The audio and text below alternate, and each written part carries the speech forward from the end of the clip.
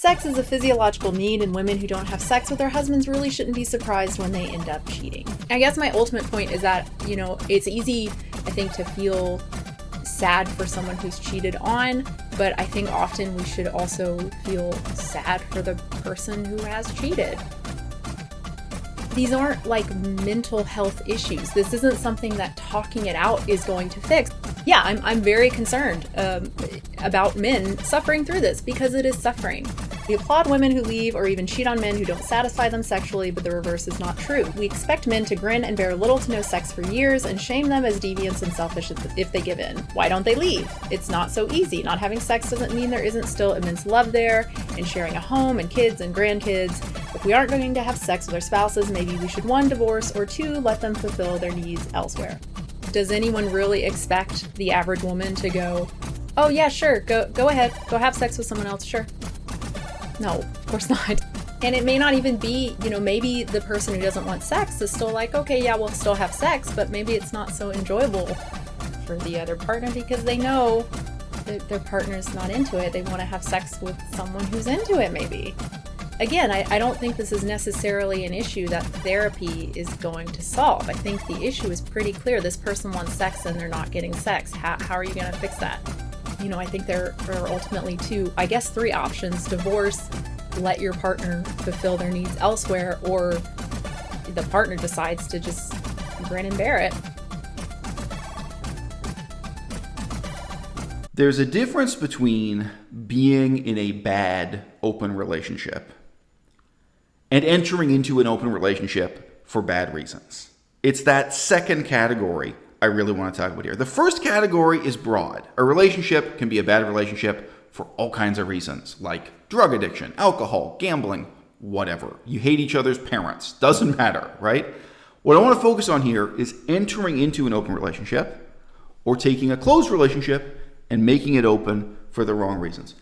And I got to say right off the bat, in the 21st century, some of our social problems,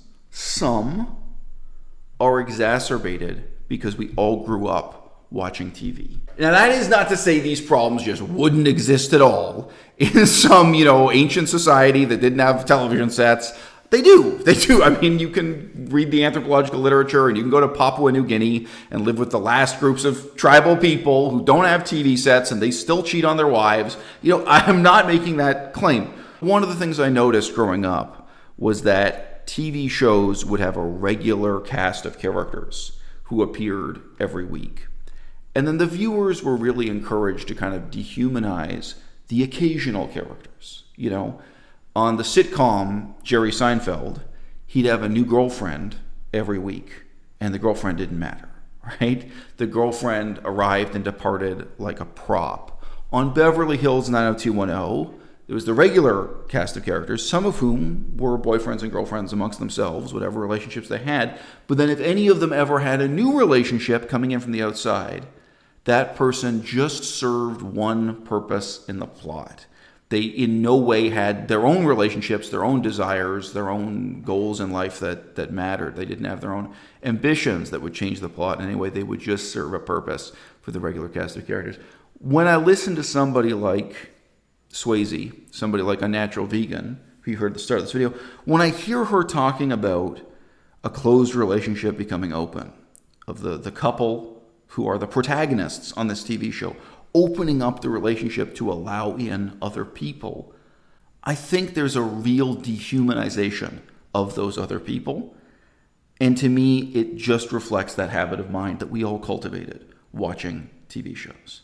Now, there's also a very deep ambivalence about prostitution. And she hints at it a few times. A lot of this comes from, I like reading about sex work. That's just my quote of the year, I guess. I like reading from sex workers, particularly when they talk about, having relations with married men and how often these married men talk about how much they love their wives and how they don't want to do this, but they're not having their needs fulfilled. And I think it would be silly to just assume that all these men are lying and that really they don't love their wives and really they're just being assholes. I don't think that makes sense. And that's not how I want to view a large portion of this world. If the point is that a man wants to have sex with someone other than his wife, and he wants this to be a completely one-sided, emotionally null and void relationship. He just wants to use someone else for sex and then discard them. We're either talking about prostitution or some kind of very shallow relationship that resembles prostitution. Now, let me ask you, which is more disturbing to you, whether you're a man or a woman, listen to this, whether you're gay or straight? Would it be more disturbing to you if your partner in a closed, committed relationship of many years said to you one day, hey, you know what? Let's make this an open relationship so that they can go and just sleep with prostitutes. And there's going to be no intellectual component to those relationships. There's going to be no emotional component. They assure you they're going to just have transactional sex, sex that is paid for. Of course, some people do develop deep relationships with prostitutes. It's not what I'm claiming here. But that this is what they're promising, is that they're going to make it an open relationship exclusively for the purposes of sex, of the shallowest possible commercialized kind. Is that more or less disturbing to you than if they say to you that they want an open relationship for the purposes of actually having an intellectually engaged, emotionally significant friendship with somebody that they also happen to have sex with? That this other person is going to come over for lunch sometimes, and not have sex. You're just going to all eat lunch together and talk about history and politics or business. Like, that this is actually someone you'd want to know for the next 10, 20 years of life, or when you're old people, that maybe when you're in your 80s, and maybe nobody's having sex. I mean, maybe you've all kind of dried up sexually, but this is going to continue to be an emotional relationship, or that's what they want to pursue, like whether or not they accomplish that they want to have those kinds of relationships. That kind of possibility, it challenges the Beverly Hills 90210 view of the universe. It challenges the Seinfeld view of the universe. It challenges our assumptions that we and we alone comprise the recurring cast of characters, that other people come into and exit our lives in this frankly disposable, easily replaceable manner. It's not like we don't have a culture that encourages this idea that there's one perfect person for you, and when you find that perfect person and marry that perfect person, you're never going to look at anyone else again, right? He won't look to anyone else because he's just going to want you. So maybe that's why women are able to hold these two views simultaneously. Like, yeah, men are super sexually driven, but he married me and I'm his one special person. So it's fine. It's fine if we don't have sex because he loves me so much, right? Yeah, I definitely agree with Swayze on this. And I think it's probably unhealthy to think that one person can satisfy every single need in your life. And that's part of what goes into this belief that when you find your one special person, that like you just need that one person. That's all that you need. And yeah, I think that leads to a lot of dissatisfaction that you're not really willing to address. I think one of the differences between me and 99% of people in this generation is that I don't really believe in needs that way. Like, I don't think a painter needs to paint a painting. I think there's something creative and arbitrary, where it's like, okay, I'm going to take this canvas and make it into something special for some reason. Like, there's something aspirational there that doesn't relate to necessity in the same way as hunger and appetite or cold and clothing or something. And, I don't think in this sense we clothe ourselves with our lovers against the cold of being alone. And I definitely don't think we feed ourselves with our lovers against the starvation of loneliness. I just can't see it that way. I really see my relationships with women as being something creative and something I can do without. And I do have experience, living in celibacy and so on, Now, I think, and maybe I'm wrong, I think that makes me value relationships more, like seeing them as something creative and unnecessary. I understand, I assume, I imagine that Swayze, as this kind of committed utilitarian, would instead see my view as valuing sexual relationships less, right? And in a sense, I think we're probably both right. Like, why am I hostile toward the possibility of just sleeping with a prostitute. And I just say this doesn't mean I'm absolutely opposed to it. I've made other videos talking about how difficult it is to be 100% opposed to prostitution living in the real world as we do. But why do I have a hostility towards it? I think it's because it's lacking those other components that I value. And on the contrary, if you do see this as a need in this way, like if you regard this the same as eating at a fast food restaurant by the side of the highway because you have to eat and that's the only restaurant for the next 50 miles, like real world highway conditions, if that's how you view sex, that's going to lead to a very different evaluation of prostitution and I think of other personal relationships.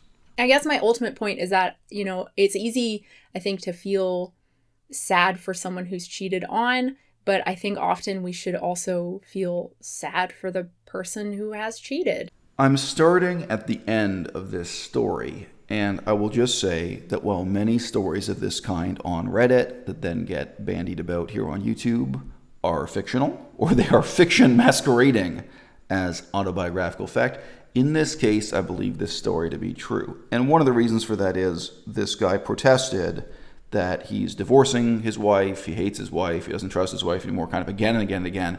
And then at the end, he crumbles. He did a final update where he turned around and accepted his wife back into his life, and he got over it and got on with the marriage. So I think if this had been kind of a fake story, it wouldn't have had that overall character arc, which is certainly, shall we say, human all too human. Quote, I still think she is a great mother and life partner. For those reasons, I will try to work things out with her. I decided that the best course of action would be to pursue an open marriage agreement, so that way I don't have to have her drudge through sex with me that she likely doesn't enjoy, and if she wants someone she can share her wild sex with, she can do that as well, and I can find someone who fulfills me sexually as well. Do you see the problem I'm getting at here? Do you see how he's thinking about implicitly these other people and what it'll mean to them? So him and his wife, obviously you don't have the whole story yet. They're thinking about their problems within this relationship, their mutual dissatisfaction, distrust, what have you, and then they're going to solve that problem by supposedly having these transactional relationships with other people. And these other people, what do they want? If they're not prostitutes, they don't also want to have a home, a family, children. They don't want to have the intellectual and emotional aspects of a relationship, let alone the economic aspects or, family building aspects. Oh, so these people are just going to come into your life and solve your problem, and you're not going to solve any of their problems. And now, look, even if this plan works, what if it works too well? What if you get a girlfriend and your wife gets a boyfriend, and because those relationships work better sexually, as you're suggesting, they start to work better emotionally and intellectually also? This to me is an example of starting an open relationship for all the wrong reasons. I do not have to go on and on about it, but I do think that many of us were trained in our way of thinking by many years of watching television, and it was on television that we first learned about how romance and marriages work. We probably learned more from sitcoms and romantic movies than our parents ever taught us or ever could. So as you will see, this story is just as much about trust and self-esteem as it is about any of the other components of sex and romantic relationships. Quote, I met my wife 7 years ago. She was extremely picky when it came to sex. She told me she only had been with one other man before. She would never perform oral sex, she would only do certain positions, and found almost every sex act degrading. I was frustrated by this, but I really liked her and hoped that over the years she would open up sexually.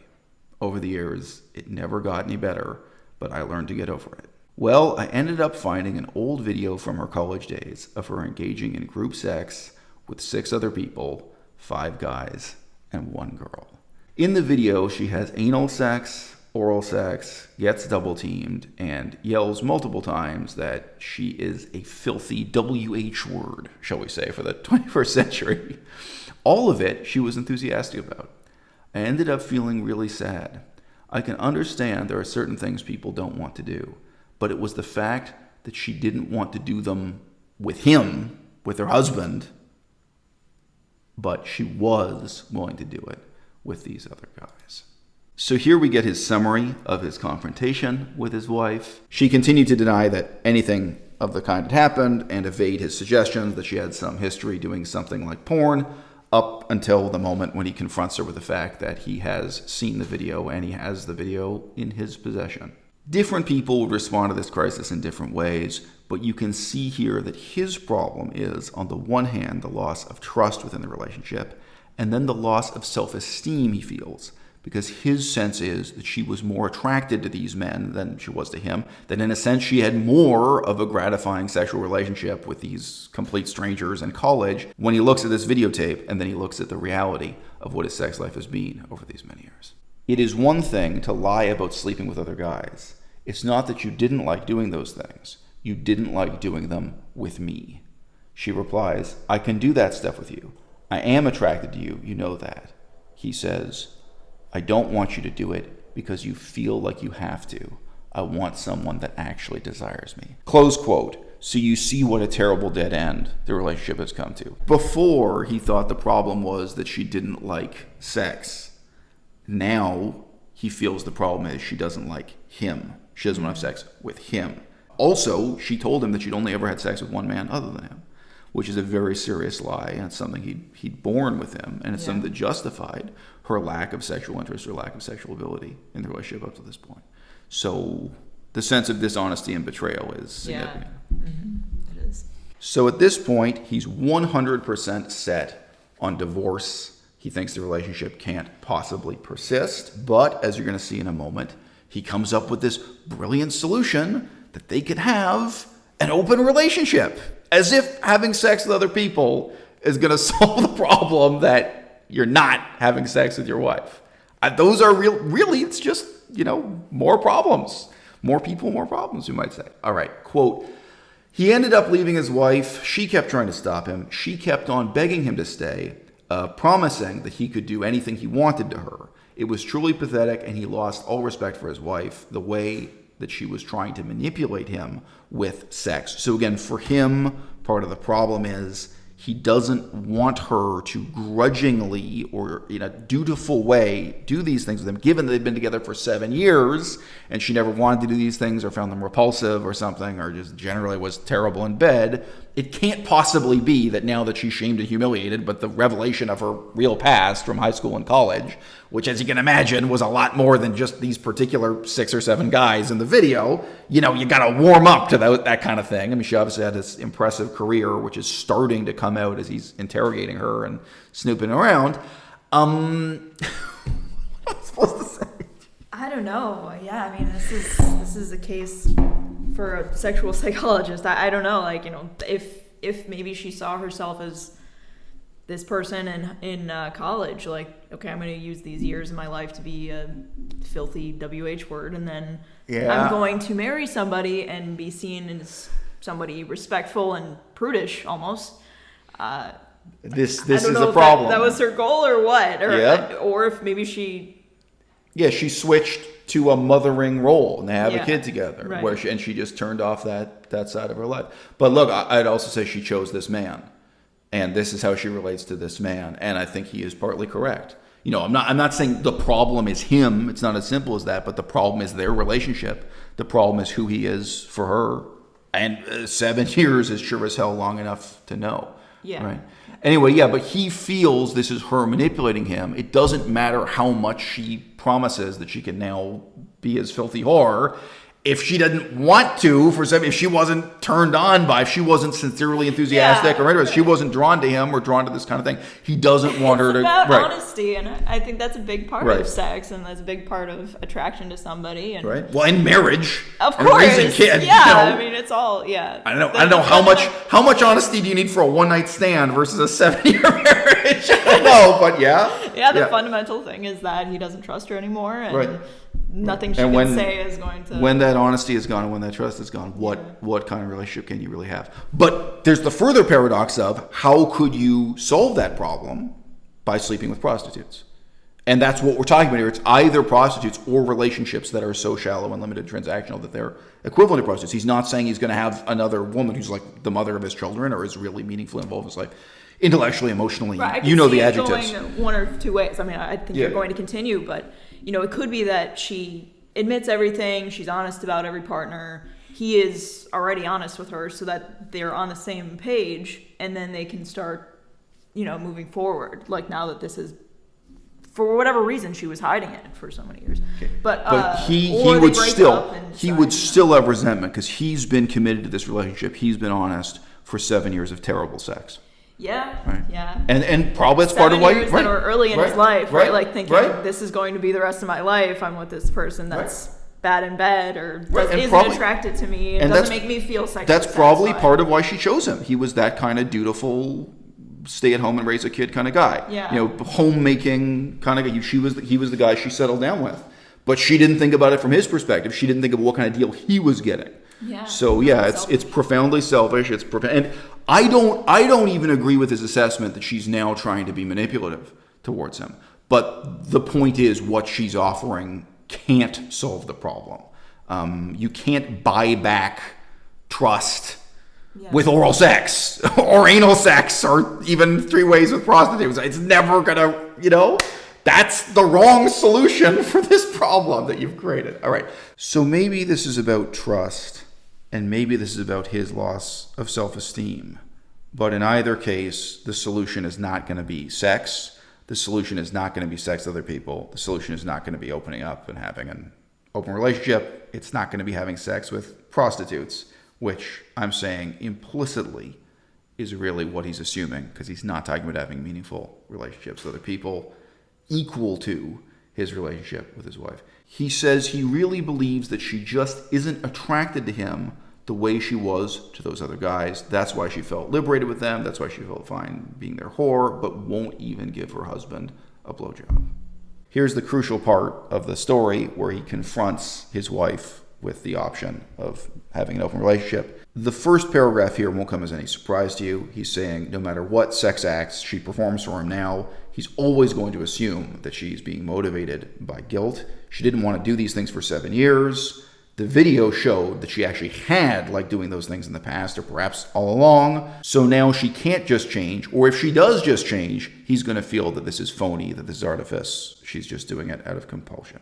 She says back that she still does want to do them. They can work it out. She asks for a chance to prove it to him. He then replies that that can never work, that instead he wants to have an open relationship, an open marriage. Quote, "You can sleep with other people. I can sleep with other people. We can set ground rules, but I don't want me or you to have to be sexually repressed anymore." Close quote. The wife then argues back that she doesn't want to sleep with anyone other than him, and she doesn't want him to sleep with other women. For her, this just can't possibly work. Note the role of the male ego here in the first paragraph. Note that he's again talking about his own insecurity, validation, need for self-esteem. Look, guys, if you want to get self-esteem, this ain't the way to do it. Sleeping with prostitutes is not the way to do it. Cheating on your wife is not the way to do it. This is just not the way to build up a meaningful sense of self-confidence or self-esteem. From my perspective, it's not that sex is wrong. It's that looking for sex to have this alchemical effect in your life is wrong, wrong, wrong. But he says, I would like to know your reasoning, but even if you tell me the truth, I'll think you are lying. There's the lack of trust issue, which is totally fundamental, totally a reason to get divorced. If you get to the point where no matter what somebody tells you, you think they're lying, get divorced. I mean, that's a totally relevant, totally sufficient reason to get divorced right there. But he says he wants that validation for his ego. He hasn't gotten that from her, so he's going to get it from other people. And she replies, quote, "I am not going to go through with this. This is going to ruin our marriage. I don't want you to sleep with anyone. Why can't we try working on our marriage?" Close quote. Isn't it interesting that she may really have more experience of this than he does? Right? I mean, given what we know about her background, she may have been in some open relationship. She may have seen the way multiple partners, tears relationship apart, But as you can see with what remains of this quotation, he puts this to her as an ultimatum. Either she accepts that they're now going to have an open relationship, he's going to have sex with other women, or they're going to get a divorce. Well, I now see why you included this story with the clips from Swayze, because I didn't know the story before you started recording. I now get a picture about it because, he's having the same kind of expectation that opening his relationship will help save the marriage, which is what Swayze is talking about in her video, that when you are not having your sexual desires and expectations met in a relationship, that if you open it up, that somehow that'll save the marriage. And it's seeing sex as transactional, which I think is, rather than seeing a sexual relationship as two people having a relationship in addition to... That it's first and foremost a relationship, or you can even say a friendship. Right. And then there's also sex. Yep. Right. So let's keep it all the way real here. It's possible I would have a car accident and be confined to a wheelchair and completely lose control of the lower half of my body. And like sex just disappears from my life totally. It's unlikely, but it's possible. I think you and I could still have a relationship that lasts until the day I die. I think we could still be together, right? And I think that's because we've worked very hard over the last 4 years to build up a meaningful relationship that's meaningful in a whole lot of ways other than sex, right? Now, then you got pragmatic questions about open relationships and what have you. But if you're in that position, you have to think about those other people as whole entire people with their own whole entire lives. Yeah. It can't just be like, oh, well, I'm in a wheelchair, so you're going to go sleep with other dudes. And that's it. That those other dudes are just sexual pawns in a chess game that only really has 2 players.